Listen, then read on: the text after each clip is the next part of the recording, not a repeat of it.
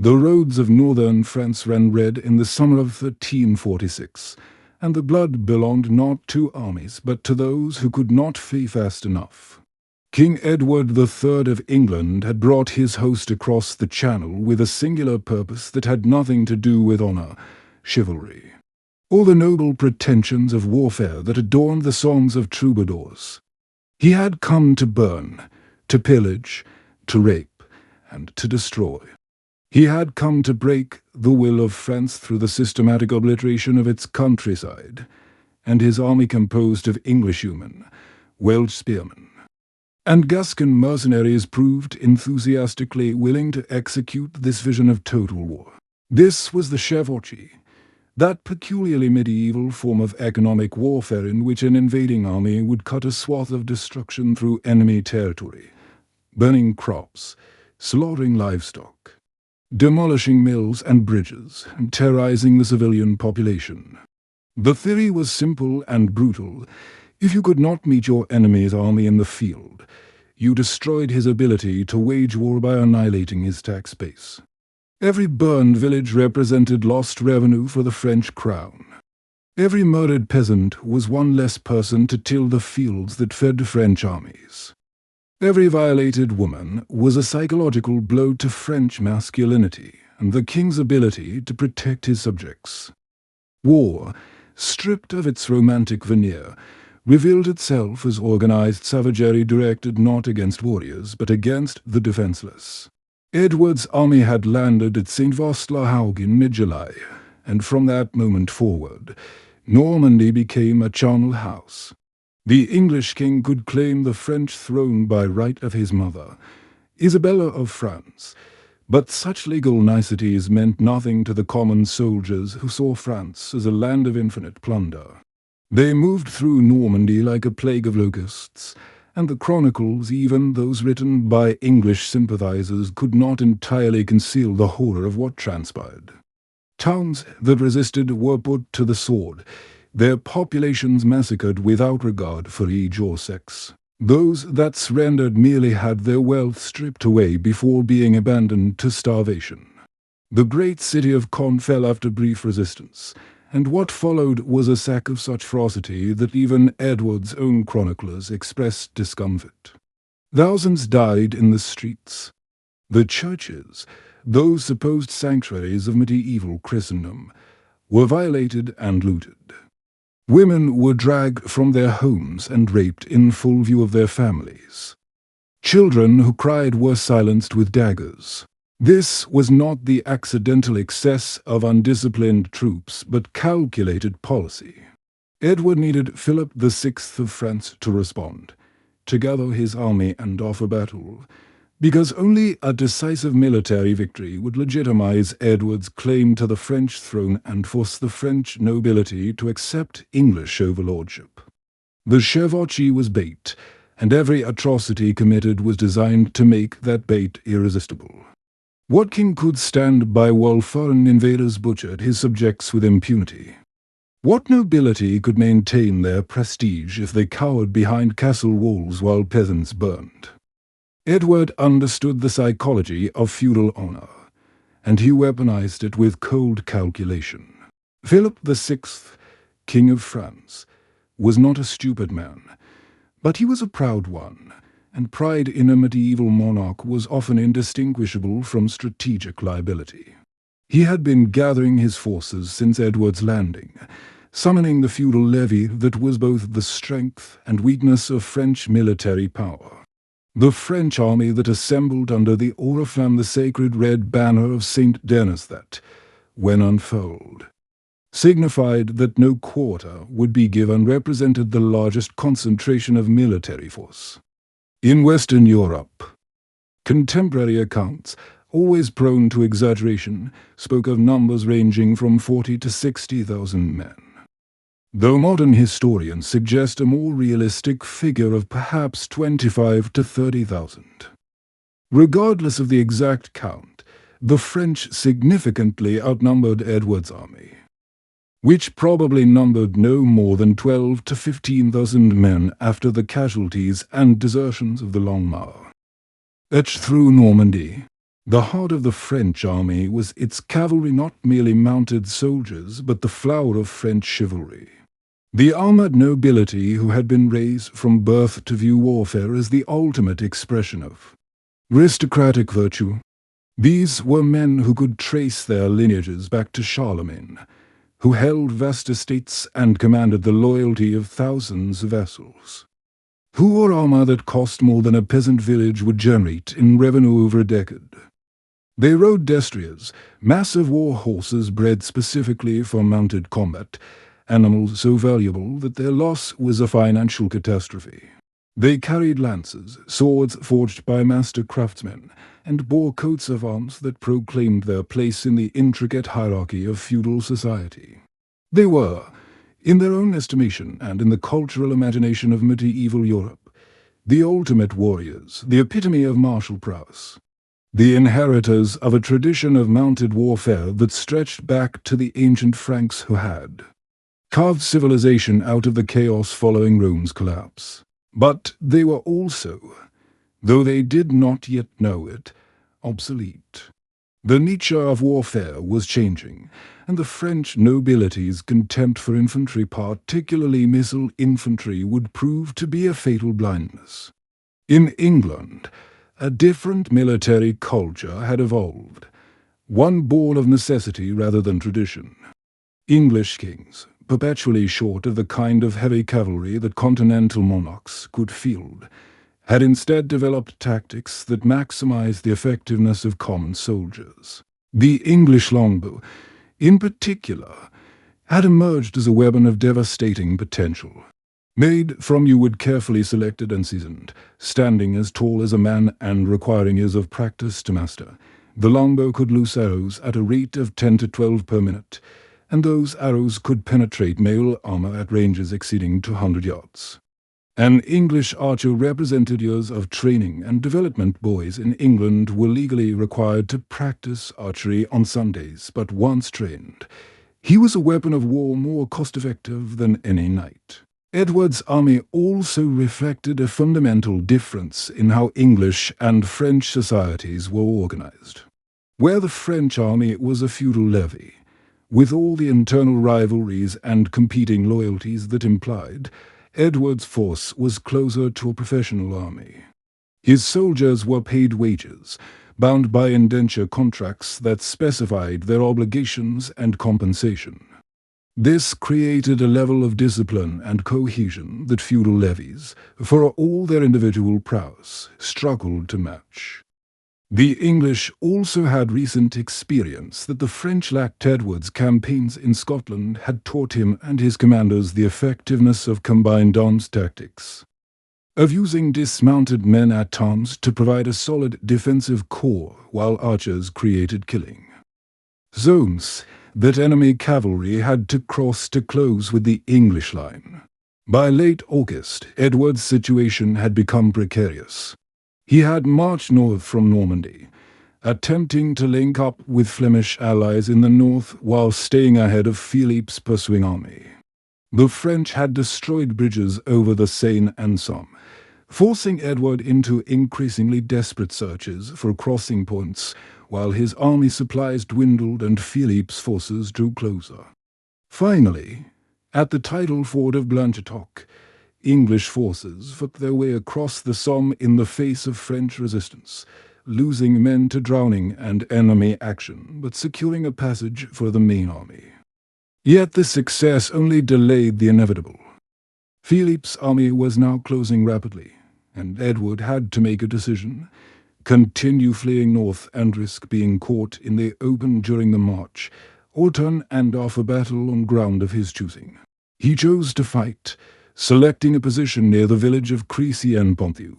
The site revealed Edward's tactical acumen and his understanding of how to negate French numerical superiority.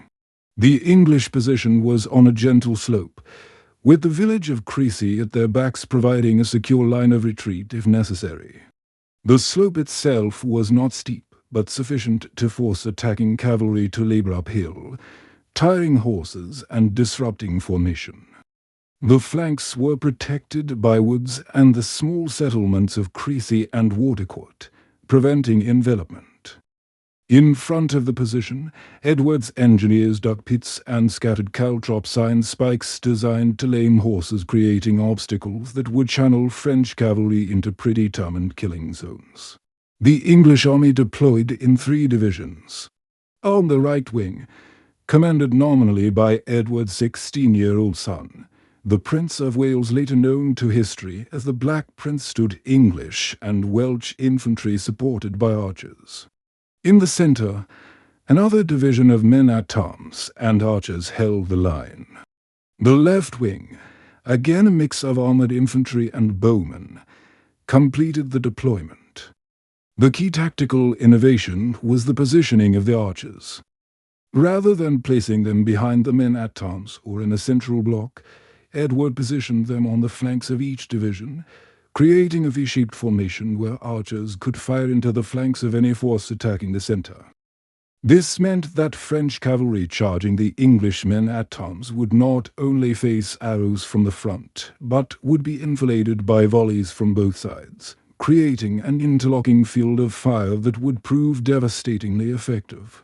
Critically, Edward ordered his men-at-arms to dismount and fight on foot. This was psychologically difficult for medieval knights, who viewed fighting mounted as inherent to their identity as warriors, but it served multiple purposes. Dismounted men-at-arms could fight in closer formation, presenting a more solid defensive line. More importantly, it removed the temptation to charge, to abandon the defensive position in pursuit of individual glory.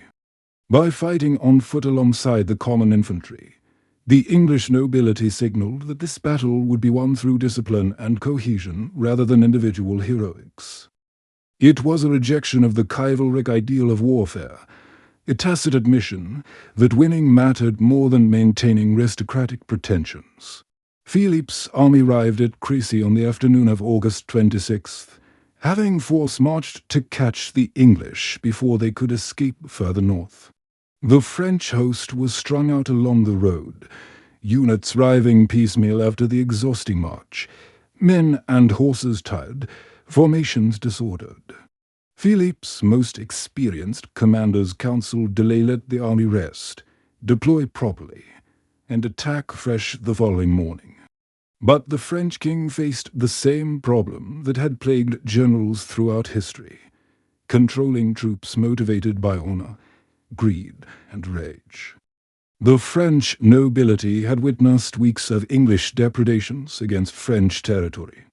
They had seen their king unable or unwilling to bring the invaders to battle. Now, finally, the English had stopped running and were offering combat. To delay, to show caution when the enemy was outnumbered and apparently cornered, would be interpreted as cowardice. Moreover, the internal dynamics of the French army made coordinated command nearly impossible. The forces assembled under the oriflamme represented virtually every major noble house in France, and each of these magnates commanded his own contingent, owed loyalty to his own vassals, and jealously guarded his own honor and prerogatives. The French army was not a unified force under a single commander, but a coalition of rival power centers temporarily aligned against a common enemy. Any noble who held back while others attacked risked accusations of cowardice or disloyalty. The competitive nature of aristocratic honor meant that restraint was virtually impossible. Each lord needed to demonstrate his courage and commitment by being among the first to engage the enemy. Philip attempted to impose order, commanding the army to halt and make camp, but his orders were ignored or arrived too late to prevent what followed. The advance guard, seeing the English position and eager for a battle, began moving forward. Those behind, not wanting to miss the fighting or be thought cowardly, pressed forward as well. What began as a controlled advance devolved into an uncoordinated rush toward the English position, with formations fragmenting and the careful battle plans of the French commanders becoming irrelevant. At the front of the French advance were the Genoese crossbowmen, mercenaries contracted to provide Philip with missile troops comparable to the English archers. Crossbows were formidable weapons, capable of penetrating armor at close range and requiring less training than longbows. However, they had critical disadvantages. The rate of fire was much slower, perhaps 3 to 4 bolts per minute compared to 10 to 12 arrows from a longbow. More crucially, the Genos had just completed a forced march in full equipment. Their pavises large shields that crossbowmen would set up in front of themselves while reloading. Providing protection from enemy missiles had been left with the baggage train to speed the march and D not yet arrived. The crossbowmen themselves were exhausted and, when rain began to fall, found that their bowstrings had become wet and slack, reducing their effectiveness. Nevertheless, they advanced toward the English position, coming into range and beginning to loose their bolts. The response from the English archers was apocalyptic. Thousands of arrows darkened the sky, a storm of steel-tipped shafts that fell among the Genos with horrific effect. The Italian mercenaries, lacking their pavises, had no protection from this deluge. Men fell screaming, bolts piercing limbs and torsos. The survivors attempted to maintain their formation and return fire, but the disparity in range and rate of fire was insurmountable. The English could shoot further and faster, and they did so with the precision born of years of practice. Within minutes, the Genos formation began to dissolve. The mercenaries, professionals who fought for pay rather than glory, and had no interest in dying uselessly, began to retreat back toward their own lines. This retreat enraged the French cavalry, who viewed it as cowardice and, more pragmatically, as an obstacle to their own advance. The French knights, mounted and eager to charge, found their path blocked by fleeing crossbowmen. What followed was an atrocity born of class hatred and military stupidity. The French nobility, viewing the common mercenaries as expendable and their retreat as treasonous, rode down the Genos, trampling and cutting down their own allies in their eagerness to reach the English line. French chroniclers would later attempt to justify this by claiming the Genos had betrayed Philip. But the reality was simpler and darker. The French aristocracy valued the lives of common soldiers, than those fighting on their side, as worthless compared to their own honor and desire for glory. Through the chaos of massacred crossbowmen and the bodies of horses and men already fallen to English arrows, the French cavalry launched their first charge. They came in waves, great masses of armored horsemen thundering up the slope toward the English position, lances leveled, the ground shaking beneath thousands of hoofs. It must have been a terrifying sight, the kind of massed cavalry charge that had broken armies across Europe for centuries. But the English line did not break. The archers, positioned on the flanks, poured arrows into the approaching cavalry with mechanical efficiency. At 200 yards, the arrows began to fall among the horses.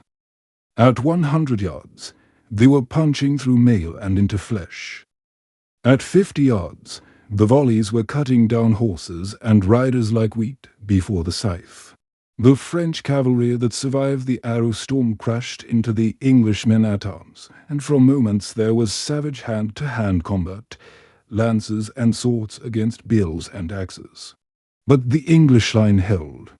The dismounted men-at-arms, fighting in close formation and braced to receive the charge, could not be simply bowled over by mounted troops, especially mounted troops that had already been disordered and depleted by arrow fire. The French cavalry milled in front of the English position, unable to break through, taking casualties from English weapons and continuing arrow fire, until finally they pulled back, leaving the ground carpeted with dead and wounded. And then they charged again, and again, and again. For hours, as the afternoon faded into evening, the French cavalry launched repeated assaults against the English position, and each time they were repulsed with heavy casualties.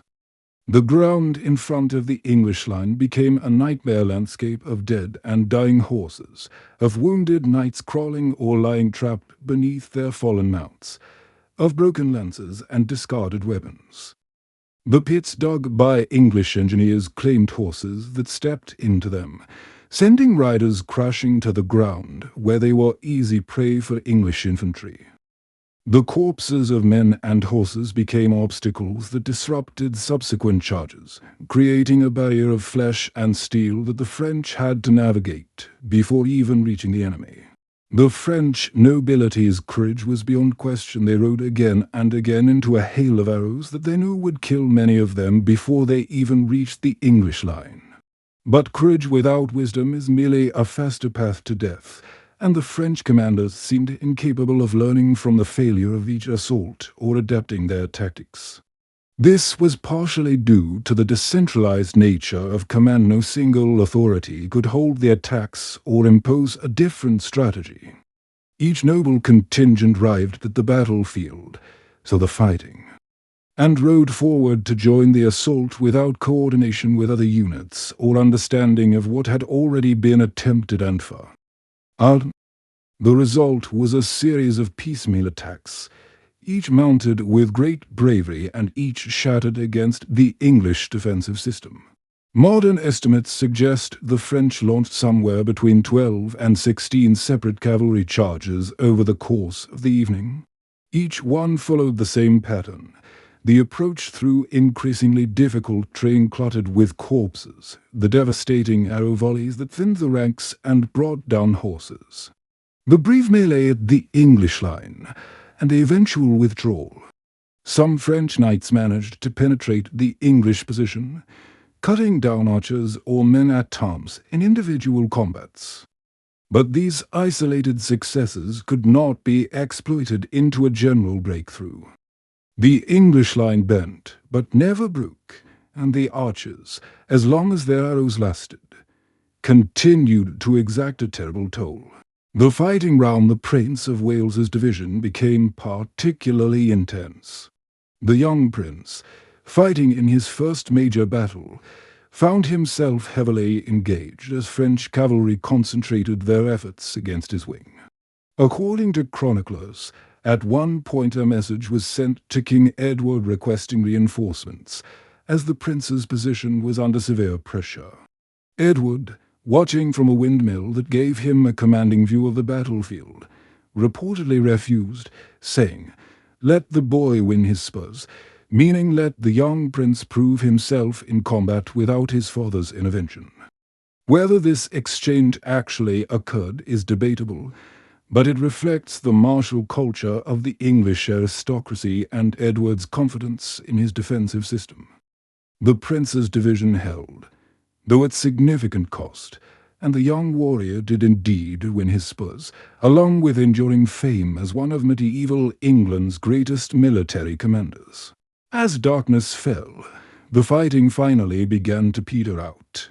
The French cavalry, exhausted and having suffered catastrophic casualties, could not be rallied for further attacks. Philip himself had been wounded, struck in the face by an arrow, and had been persuaded by his remaining advisers to withdraw from the field before he was killed or captured. The French army, or what remained of it, began to pull back in disorder, many units simply dissolving as knights sought to escape the killing ground and make their way back to French-held territory. The English did not pursue. Exhausted from a day of combat, fighting defensively in a tight formation that made rapid pursuit impossible, and aware that launching their own attack in the darkness against an enemy that still outnumbered them would be suicidally reckless, Edward's forces remained in position. As night settled over Crecy, the English could hear the screams and moans of the wounded covering the slope before their position, men crying for water, for help, for death. The English soldiers moved among them, and what they did in those hours was a different kind of horror than the battle itself. Medieval warfare had rules, at least in theory, regarding the treatment of defeated enemies. Captured nobles could expect to be held for ransom, their lives preserved because they represented financial value. Common soldiers who surrendered might be pressed into service or released, depending on circumstances. But the wounded on the battlefield existed in a grey zone, and the treatment they received depended entirely on the mercy of the victors and the practical considerations of the moment. At Crecy, mercy was in short supply. English soldiers moved through the piles of French dead and wounded, searching for valuables. Armor was stripped from bodies, along with weapons, coins, jewelry, anything of value. The wounded who could pay ransom or who belonged to sufficiently important families were identified and captured. The rest, the vast majority, were simply killed. A knight trapped beneath his dead horse, unable to move but still alive, might plead for a quarter, offering promises of ransom. But if he could not prove his worth, or if the English soldier was uninterested in the complications of holding a prisoner, a knife through the eye-slit of the helmet or a mace blow to the head would end the matter. This was not considered particularly dishonorable. It was simply the brutal pragmatism of medieval warfare. Dead enemies required no guarding and could not rejoin the fight. The dawn of August 27th revealed the true scale of the French catastrophe. The slope before the English position was carpeted with bodies so thick that in places it was difficult to see the ground. Later accounts, assembled from heraldic records and chronicles, suggested that between 1,500 and 2,000 French knights and nobles had died at Crecy, along with perhaps 10,000 to 12,000 common soldiers and crossbowmen.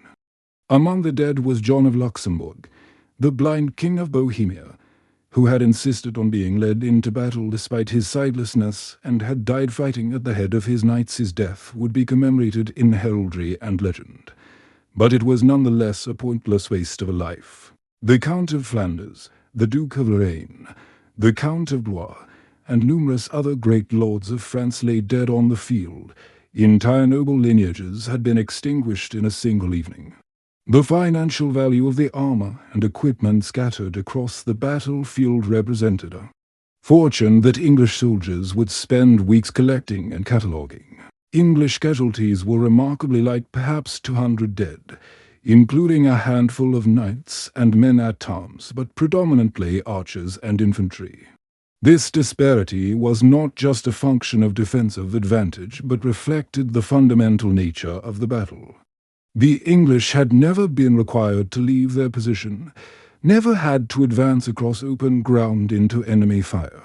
They had stood in place and methodically slaughtered wave after wave of French cavalry with a combination of archery, field fortifications, disciplined infantry combat. It was not battle as the French understood it. It was more akin to execution, the systematic destruction of an army to committed to obsolete tactics and to divided by internal rivalries to adapt. The political consequences of Crecy rippled across Europe. The myth of French military superiority, the assumption that French heavy cavalry was invincible, had been shattered. Edward's victory legitimized his claim to the French throne in the eyes of those willing to support him and demonstrated that the French king could not protect his own territory.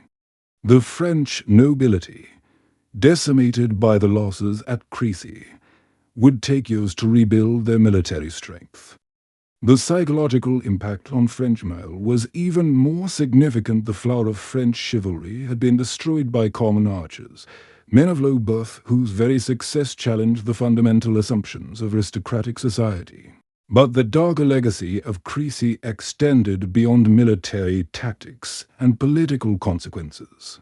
The battle demonstrated the futility of courage in the face of superior technology and tactics. The French knights who rode repeatedly into the arrow storm were not cowards. They were brave to the point of stupidity, so committed to their ideals of chivalric warfare that they could not adapt when those ideals proved suicidal. Their deaths accomplished nothing except to enrich the English soldiers who looted their corpses and to create a generation of French widows and orphans. The battle also revealed the class hatred inherent in medieval society. The French nobility's willingness to trample their own generous crossbowmen demonstrated the contempt with which aristocrats viewed common soldiers. The English willingness to kill French wounded who could not pay ransom showed the same callous calculus human life had value only insofar as it could be converted into money or strategic advantage. The peasants of northern France, whose homes had been burned and whose family members had been killed during Edward's chevauchée, saw their lords fail to protect them and then die uselessly at Crecy. The social contract of feudalism that peasants owed service to lords in exchange for protection had been exposed as a fraud. In the months following Crecy, Edward would march north and begin the siege of Calais, which would last nearly a year and end with the city's surrender and the expulsion of its French inhabitants. The English king, displaying the cruelty that characterized his entire campaign, initially planned to execute the city's leaders, but was supposedly persuaded by his pregnant queen to show mercy though. Mercy in this case meant expulsion and dispossession rather than death. Calais would remain in English hands for more than 2 centuries, a permanent reminder of French humiliation. The 100 Years' War, of which Crecy was merely one battle, would continue for another century with intermittent truces and renewed fighting. It would see more English victories at Poitiers and Agincourt, more French defeats, more populations devastated by chevauchées and sieges. The war would eventually be decided not by chivalric combat, but by the emergence of artillery, by French national consciousness awakened by Joan of Arc, and by English exhaustion and internal division. But at Crecy, in August of 1346, the pattern was set, a war not of decisive battles and clean victories, but of attrition, devastation, and the systematic impoverishment of entire regions in service of dynastic ambitions. The longbowmen who won Crecy would be celebrated in English history and legend, transformed into symbols of English martial prowess and the yeoman's contribution to English greatness. But the men themselves were not romantic heroes. They were professional soldiers who killed for pay, who spent the night after the battle robbing corpses and cutting the throats of wounded enemies. They went home to England with their plunder and their stories, and some of them doubtless had nightmares about the work they had done. Others probably felt nothing at all. They had done their job, killed the king's enemies, and been rewarded for it. Such is the nature of war when stripped of its romantic veneer. The French knights who died at Crecy were mourned by their families and commemorated in chronicles that emphasized their courage and martial virtue while carefully avoiding the stupidity and futility of their deaths. They had ridden into a situation where cavalry could not prevail, and they had died in their hundreds because their entire worldview prevented them from recognizing that the nature of warfare was changing. Their armor, their training, their nobility of birth, none of it had mattered when measured against massed archery and disciplined infantry. They were not killed by better warriors, but by a more effective system, and there is no honor in being the victim of industrial-scale slaughter, regardless of how bravely you face it. For the peasants of France, Crecy meant nothing except more suffering. The English would continue burning their villages and killing their livestock. The French nobility, diminished but not destroyed, would demand even higher taxes to rebuild their military forces and continue the war. The harvests would fail in some years, and when they did, people would starve because the war had destroyed the economic infrastructure that might have allowed them to survive. The war that killed thousands at Crecy would kill tens of thousands more through starvation and disease in the years that followed. This is the dark heart of Crecy. The truth that the chronicles and the legends obscure. It was a pointless slaughter in service of a dynastic dispute that mattered not at all to the vast majority of pay, people whose lives were destroyed by it. Edward III had no legitimate claim to the French throne beyond the specious argument that maternal lineage should trump the Salic law that excluded inheritance through the female line. Philip VI was king because the French nobility had chosen him, and Edward's invasion was nothing more than an attempt to impose his will through violence. The tens of thousands who died at Crecy and in the broader 100 Years' War died, so that one set of aristocrats could replace another set of aristocrats in positions of power, with no meaningful change for anyone else. The arrows that shattered French chivalry at Crecy also shattered the comforting myths that medieval society told itself about warfare. Battle was not glorious. Courage did not guarantee victory. Nobility of birth provided no protection against an arrow through the throat. The social order that placed armored knights at the apex of military and a hierarchy was revealed as vulnerable to men of common birth with superior weapons and tactics. In the long term, this recognition would contribute to social and military transformations that would eventually undermine feudalism itself. But in the short term, at Crecy and for decades afterward, it simply meant more efficient ways of killing, more refined techniques for conducting the mass slaughter that was medieval warfare. The field of Crecy today is peaceful farmland, marked by a modest monument and occasional historical markers. The bodies have long since returned to dust. The blood has washed away in 6 centuries of rain, and the screams have faded into silence. But the echoes of what happened there remain a reminder that beneath the pageantry and romance that later ages projected onto medieval warfare lay a reality of systematic cruelty, pointless death, and suffering inflicted on the innocent in service of the ambitions of the powerful. The English arrows that fell like rain that August evening in 1346 did not merely kill French knights, they killed the dream of war as something noble and glorious, revealing it instead as what it has always been, organized murder dressed up in fine words and bright banners. A crime against humanity that we commit again and again because we refuse to learn from history, refuse to see through the lies we tell ourselves about honor and glory and necessary sacrifice. The reckoning at Crecy was not merely military but moral. It showed us who we are when the masks come off, what we are capable of when we give ourselves permission to kill in the name of justice or honor or national interest.